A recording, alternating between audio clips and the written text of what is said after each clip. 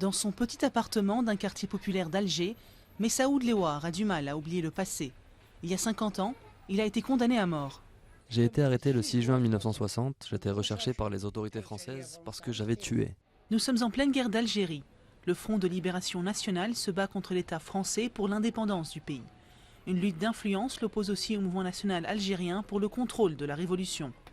Messaoud se trouve alors à Paris, où il a été contraint de s'exiler dans les années 40 pour son implication dans des activités révolutionnaires. Il y rejoint les rangs du FLN et tue de nombreux partisans du camp adverse.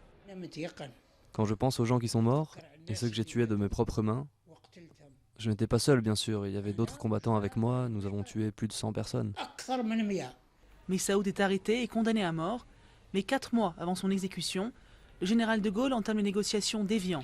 Des négociations qui aboutiront à un cessez-le-feu en mars 1962, puis à la proclamation de l'indépendance de l'Algérie. Messaoud, comme tous les autres condamnés, est gracié et renvoyé chez lui. Aujourd'hui, il dénonce sa situation sociale. Il estime s'être battu pour l'indépendance de son pays et ne comprend pas le manque de considération du gouvernement algérien. Mes enfants se moquent de moi, ils ne me croient pas. Ils me disent « Papa, si tu étais un héros de la patrie, ils ne te laisseraient pas comme ça dans la misère. » Comme Messaoud, la plupart des anciens condamnés vivent aujourd'hui dans la précarité.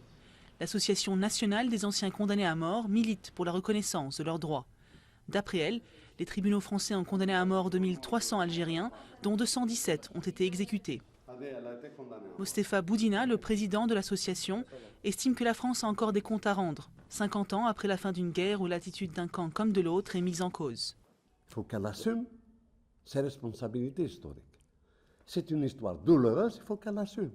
C'est une histoire qui a comporté des crimes, il faut qu'elle l'assume. Depuis 2004, l'association recueille les témoignages d'anciens condamnés, dont certains ont été maltraités dans les couloirs de la mort.